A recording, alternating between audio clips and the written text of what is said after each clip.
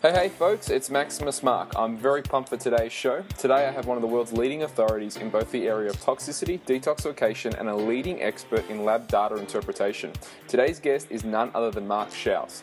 Mark Schauss is an internationally acclaimed lecturer on the effects of environmental toxicity on human health and the use of laboratory testing. While researching these fields for the past 2 decades, he has gained a comprehensive insight into a range of neurological disorders, including epilepsy, autism, ADHD, and neurological degenerative diseases, as well as an array of other health problems. Dr. Schauss is currently the president of Lab Interpretation based in Reno, Nevada. Mark has also presented some of the courses in lab analysis for the Poliquin Institute. So with that said, welcome to the show, Mark. Oh, thank you for having me. Excellent. So, before we get in, what inspired you to write your fantastic book, Achieving Victory Over a Toxic World? Well, it was my young daughter. She was diagnosed with a advanced form of epilepsy that was supposed to be progressive, and the doctors told us that we should be prepared that by the age of 12, if she even lives that long, that we will probably have to institutionalize her, because there's nothing that we're going to be able to do in order to save her from this form of epilepsy. She would have seizure after seizure, sometimes hundreds a day, one lasting up to 6 hours. I said that was not acceptable to me, and I was not going to take that kind of a diagnosis. And so I began my journey. I was already in the field of health, been in it since 1983. And I was already doing things like laboratory interpretations for doctors all over the world. I developed a system for it, and I said, I got to use my tools. And then I also had a group of experts out there, people from different labs, osteopaths, MDs, NDs, chiropractors, the whole bit. And I started questioning them as to what I could do to help my daughter. And I gained so much knowledge from that. And when she first had it, she was 3.5. So we basically were told we have about 8.5 years with our child. Well, I can tell you right now she's about to turn 15. She's in high school. The seizure activity is very rare. She doesn't have her drop seizures anymore, the grand mals, and she's doing quite a bit better than anyone had ever expected. And I needed to get that information out to people. I had to tell them that there were reasons why my daughter had this, and I believed firmly in my heart and based on the science that it was due to some toxic event when my wife was pregnant with her and some exposure. And I needed to tell people that there is hope out there, and you just can't take what the doctors tell you and then just lay over and play dead and say, well, we're just going to accept things as they are. So I wanted to inspire people, and I also wanted to scare them a bit, because we do live in an increasingly toxic world that's really dangerous, especially for our children. It's very important that we make sure that we stay away from as many toxins as possible. Not possible for all of them, but as many as we can. And also that there are ways of detoxifying the body very gently, safely, and rationally that everyone can do, and it's not that expensive. Yeah, it was you're absolutely right. It was definitely an inspiring read, and a little bit scary at the same time. But I remember reading through your book. It is absolutely a fantastic book, and definitely. Thank you. So, in a nutshell, what is toxicity? Can you explain to our listeners why would someone need to be concerned? Well, there's a lot of different types of toxins we have in our environment. First off, are things that are chemicals that are foreign to our body that can cause harm to it. Some, like botulism, you can have just a few molecules actually can cause severe, reactions, and very minute amounts can cause death. But then you have other toxins which accumulate in our tissues, and while the initial doses don't seem to cause many problems, and the accumulation over time can. These things can go from petrochemicals like benzene and toluene and xylene, things that are found in paints, paint thinners, and in pesticide sprays, to heavy metals like mercury, arsenic, cadmium, a number of them that we see in our environment all the time. And also there's a few other ones. Stress is a toxin. When you have too much stress in your body, it causes chemical changes. So we have to be aware of all of those. Really, there's a kind of a saying in toxicity, it's all in the dosage. Even water can be considered a toxin if you take too much of it. So what we have to do is be careful of, what we're getting and, how much of it we're getting. Now, a lot in the chemical industry would tell you, well, many of these chemicals are very, safe. They're found in very minute quantities. And they may be right in the minute quantities, but if you're taking it on a daily basis, one example is bisphenol A, also known as BPA. They're found in so many different sources that a little bit here and a little bit there, and pretty soon you have a lot of it, and then the dose, you start getting the effects.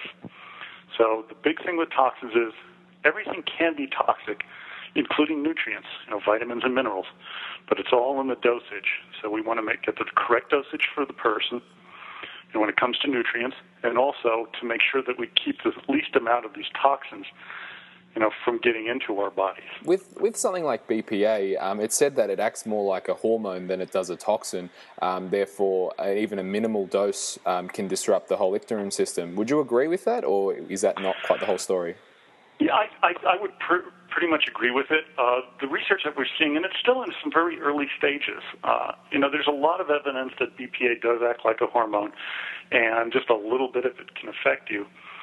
But that can be a toxin as well. You have hormones. If you get in too many types of estrogens for a male especially, you get problems. So it is something that's normal to our body, but again, in the dosage, if you get too much of it, you begin to, disrupt the whole hormonal system. BPA is just one of those things that you find in so many different sources. I think that every month we come up with something new. I didn't know until about 2 months ago that you can get it in the receipts that you get from stores. Oh, wow. And that your skin is a great place to absorb that.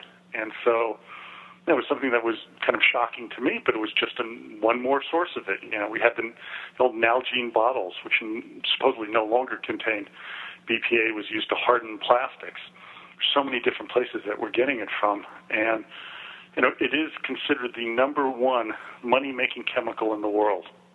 Present, I believe the estimates are that it generates about $100 million US per hour. Wow.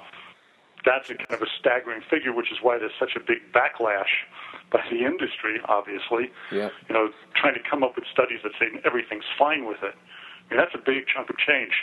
So they're going to kind of put down any of these negative studies. But BPA does raise a lot of concerns. Yeah, definitely.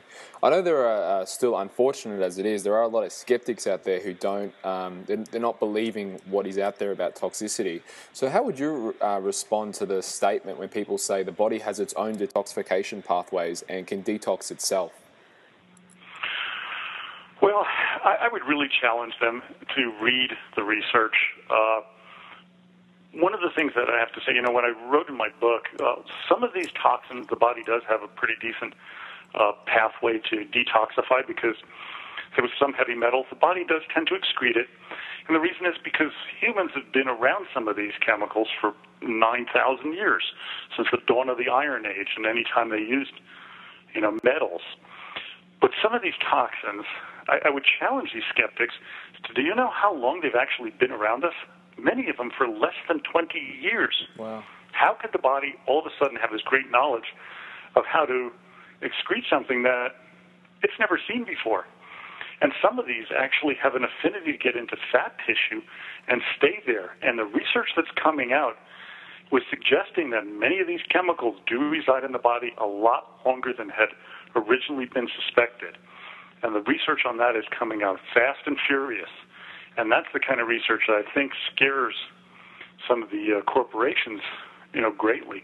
I mean, the European Union passed rules in 2006 called REACH that said that they're going to have to start proving that these chemicals are safe and not take for granted that they're safe and then prove that they're not. So it's a big change in the way a lot of countries around the world are looking at it. And if it was so easy for the body to get rid of it, why are a vast number of scientists getting more and more concerned about it? Yeah, definitely. Absolutely. Now, you mentioned in your book glycine as one of the daily supplements that someone could take to detoxify themselves. Can you talk a little bit about glycine?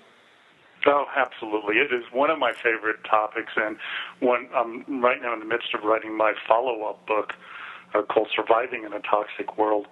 One of the chapters is going to be on glycine, and glycine is something that the human body has a desperate need for many different reasons. Glycine is found in collagen, which is in your bone, your tissue. It represents over 50% of your total protein makeup of your body, and the predominant amino acid is glycine. So there's an important thing there. But also, glycine has this amazing affinity for petrochemical toxins and binds up with them very readily and just flushes right out through the urine. So it's a really nice, effective means of getting into your system, looking around, finding those toxins, binding them up, making them non-toxic, and getting out. A couple of nice things about glycine. It's one of the least expensive nutritional supplements on the market, and it tastes good. So using it with children is a breeze. You just take, a few grams, put it into their juice or water, tastes fine. You can even put it right on the tongue. It's a kind of a sweet little taste to it, so it's easy to use. But I think it's one that I've seen over the years more and more deficiencies in people as I run amino acid testing. I think everyone should be getting, if you're an adult, at least 3 grams a day. Again, real inexpensive. It should just be part of the daily routine. Getting in, children can take a gram. Nice little thing about glycine also is it converts to certain neurotransmitters in the brain that improve memory and cognition. So, not just are you getting detoxified by using it, you're going to sharpen your brain, and you're going to improve energy cycles, things like that, and help to build muscle and the collagen that's going to help your joints stay more fluid and pain-free. Is it possible to take too much glycine and become toxic in glycine at all? Well, there's been studies that have used up to 30 grams per day without negative results. Wow. The only possibility, and this is purely hypothetical, and I presented it at a couple of conferences, is that it could cause people to shuttle heavy metals around. Okay. Again, hypothetical, we're not sure if that really does happen or not, but, for most normal people who don't work out too much, 3 to 5 grams you can be very safe.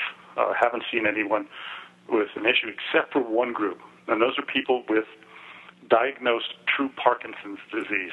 Right. They have a specific inability to utilize and metabolize glycine properly, and it actually makes them shake even more. Whereas in a normal person, it's actually calming. Okay. Alrighty. So what do you believe to be the most harmful toxins in our environment, and why? Oh, boy. I don't think I would say there's anything particular. I think it's the combination of the multiple toxins that's the most concerning to me. If we go back 40 years, you will have cut, say if we could time travel, we go back, you would cut out about 90% of the toxic chemicals that you're being exposed to today. They didn't exist 40 years ago, but now we have 80,000 chemicals, especially in the United States, more so than most any other country. 80,000 chemicals, most of which we don't know what they do and how they affect the human body. So it's just the sheer number, I think, that is staggering. There are some that I think, because of their prevalence, that are disturbing, like bisphenol A. Another one is phthalates.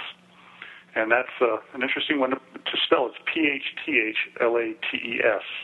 And it's used to make plastics soft. It's also used in things like air fresheners because it holds an aroma, and then when heated or forced out into the atmosphere, it releases the scent. So you can smell things. And so these little plug-ins or your shampoos, conditioners, different types of personal care products that smell good will contain these phthalates. And we know that phthalates disrupt testosterone in both males and females. There's been ample evidence that it can damage DNA in male sperm. It can cause shortening of pregnancies, which we know is very important to go to full term. We also know that it can cause insulin resistance in men and gut obesity. There's just so many different issues that it can cause. And one problem I find is that